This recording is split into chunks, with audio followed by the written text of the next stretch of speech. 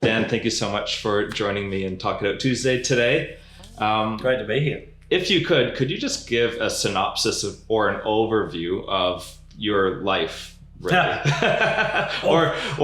Let's say post high school. Post high school. Okay. So high school, I went to university, studied engineering. Because I got accepted, probably, and because I had some skills in that area. So I worked as an engineer for 4 years, as a civil engineer and a structural engineer. Hated it. Hated the whole journey. But in that, just as a part of that, even going to university, it's when I started to explore a personal faith for myself. Okay. So, and I think that was just independence and getting away from home, and we grew up that way. But part of that was I started to understand that there's got to be more to life than this. And so even as I was studying engineering, it was like, I can't see myself doing this forever. So God, if you would show me something, I will do anything. Yeah. He didn't. I worked as an engineer.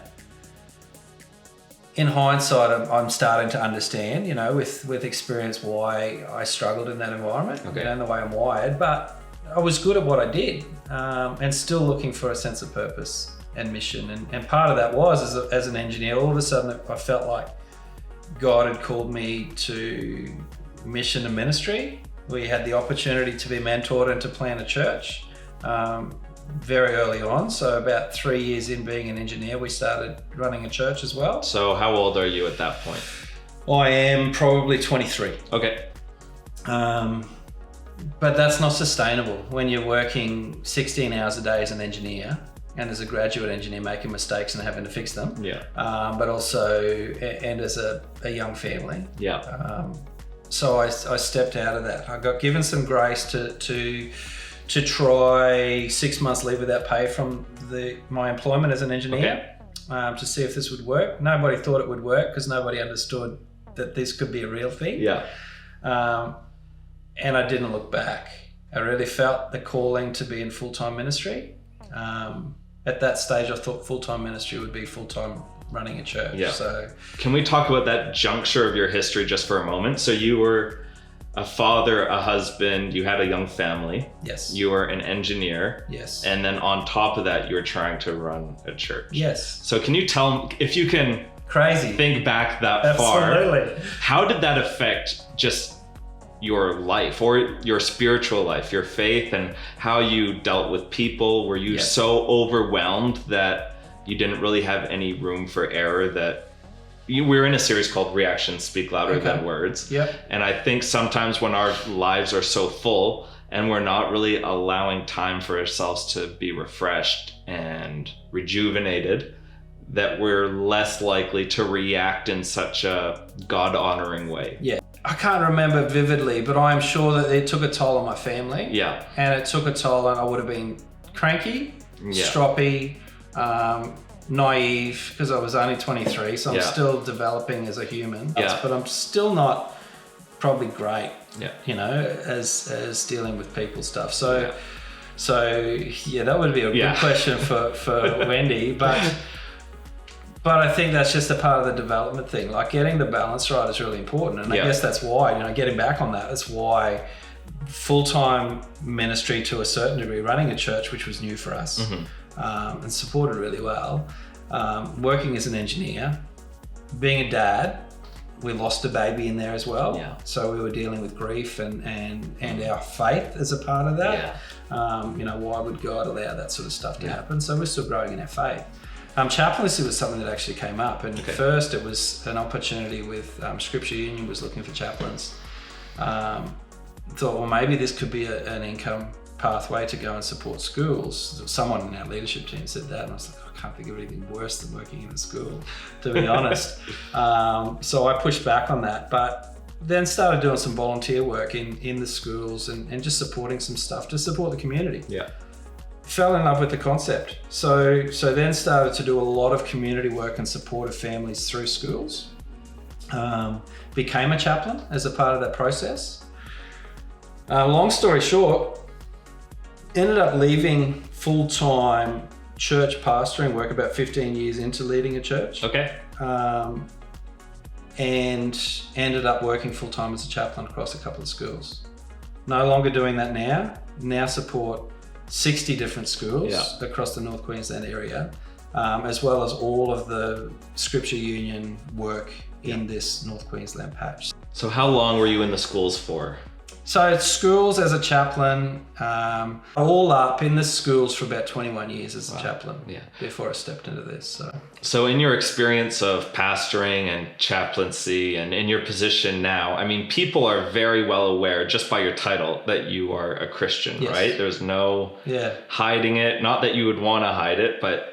Well, I used to. It's really interesting that you say that, because I remember, as you say that, I vividly remember hanging washing on the line out the back early on in those days when I was a chaplain, and laughing literally out loud, because I remember as a kid thinking the last thing I want people to realize is that I am from a Christian home. That was the thing I tried to hide the most, because I was embarrassed by that. Okay. I was embarrassed by my church. I was embarrassed about just faith in general. I don't know if you want to probe in on that, but then I'm laughing out loud because I'm thinking, now I'm a chaplain. I am the Christian guy in a school. Yeah. The last thing I ever wanted to do as a teenager, and now I carry the name Christian.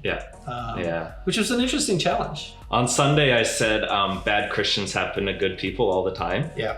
Can you explain when you were in school, when you were a teenager, why you felt embarrassed to be a Christian, why you didn't want to have your faith on your sleeves? We went to a church where there was hardly any young people. Okay.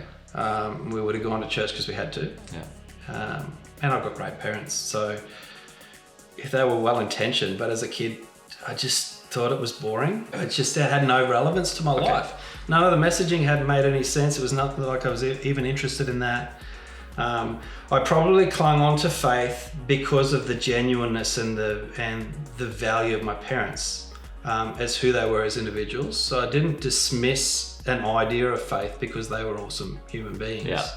But I did dismiss it from the perspective of feeling anytime I felt trapped was more likely an opportunity to push back and say, this is nothing for me if it's about trying to convince me. I've got to catch it. If I don't catch it, and if I'm not attracted to what you're talking about, I'm not interested at all. And at that stage, there was nothing attractive in my head around going to church or being a Christian until it was.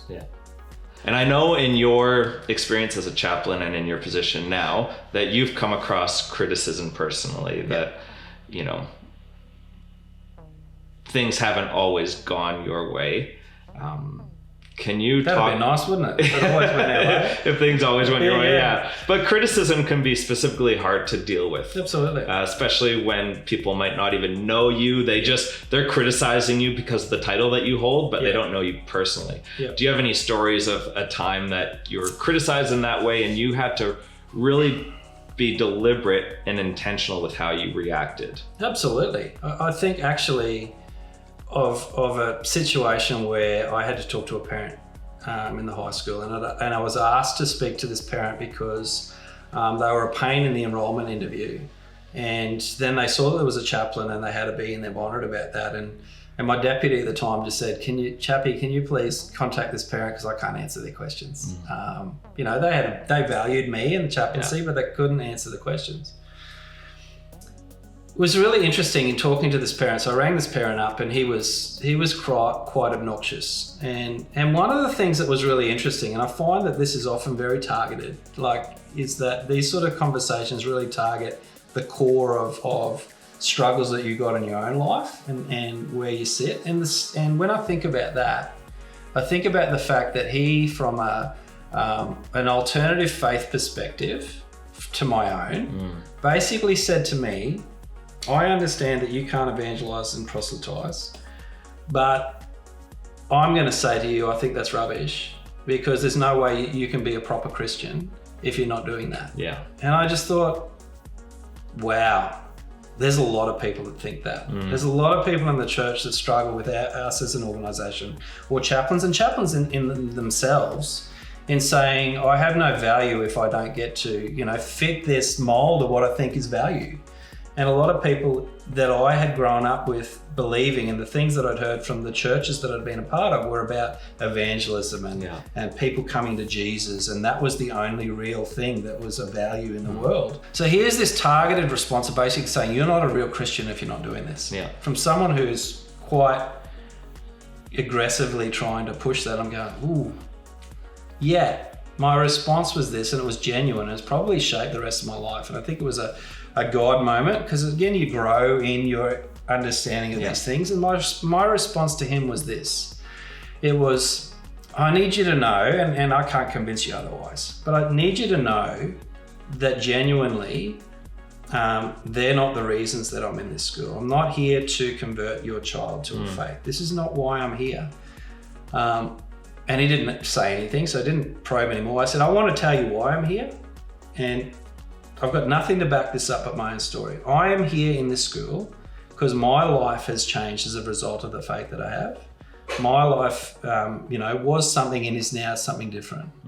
And I feel like I've got something to offer to bring hope to young people and to be an encouragement to young people. I feel it's my best fit. His response was really quick, and he just said, you can work with my kid. Oh, wow. And I actually said to him, I wasn't asking to work with your kid. No. Like, I'm really happy with that. And I would love for you to work with my daughter. And I just thought, wow, the perception of religion versus grace that was really heavy. And I didn't know those words. I didn't articulate those words at that time. But I think the genuineness of relationship and care and being able to hear his concern, but then to bring my way, there was this transaction that took place that basically he said, I'm going to take that. Yeah. I like that. And that's a really good answer. He didn't say that, but he did by saying, I would love you to support my daughter. Yeah. So we can react to things. And you were talking about that before. I think the greatest thing that we can do, particularly as people who follow Jesus, the greatest thing we can do is learn from the example of Jesus that he hardly ever answered people's questions. He always asked the question. And schools have taught me that. Yeah. I love the fact that if I get bombarded with a question, I always thought that I was stupid because I didn't know the answers. I've learned from Jesus, and he wasn't stupid. But I don't need to know the answers. Yeah. I can just go, hey, John, what do you think?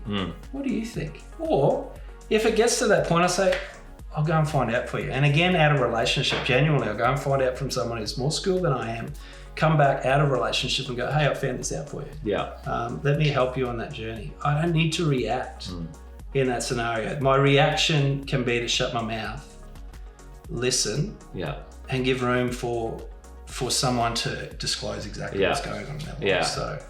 And sometimes when someone tells you something personal or they probed you like that father did, often they're looking for a reaction and looking at how you will respond. And young people in particular. Oh, yeah. Young people know how to do that. Yeah. And they can read. 2-year-olds know how to do that. Absolutely. And they know, and that's why they push for those boundaries. Yeah. They try and work out whether those boundaries are real. And young people, particularly teenagers, will push and push and push and push until they realize that you are genuine because you didn't push back. Yeah. And that you continue to show that by example and by your integrity, that you're the real person that you portray. Yeah. As soon as you lose it, and as soon as you lose that and you react in some sort of negative way, or if you're trying to hide something when you come into those relationships, again, it always comes out.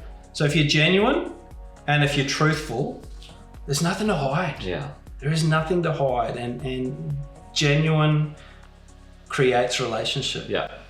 Yeah. And we have the over-under reaction like we've been talking about for the last few weeks that causes young people or adults to stop and stare and say, there is something that is different about you. Yes. Right? You're not responding like the rest of the world would respond. Yep. What's going on here? Why are you responding that way? And I think Jesus went, but the night before he's going to the cross, he's with his disciples, and he gives the new command on how we should live our lives. And he looks at all of them, and each one of them have probably tested Jesus and criticized Jesus and said, you're not who you say you are. And Jesus could look at every one of them and say, the way that I have loved you, you must love one another. And that is how people will know you're my followers, not by how much you evangelize and proselytize. It's how you love one another. And he hadn't even gone and done the most extreme version of love in the history of the world yet, right? This was the night before. He's just saying, guys, let's just love one another. Absolutely. Let's underreact when criticism comes your way, when people think that you're a fraud or a phony. Let's underreact. Let's love everyone always. And that's how you will point people to me. Yeah. How you love one another. Absolutely. Yeah. So thank you, Dan, for having this conversation about our Reactions Speak Louder Than Words series. And thank you for joining us. This Sunday, we are starting a brand new series called Winning. As we head into the end of 2022, I'm sure you would like to have a win. So let's talk about 3 things that will help you win at the end of this year.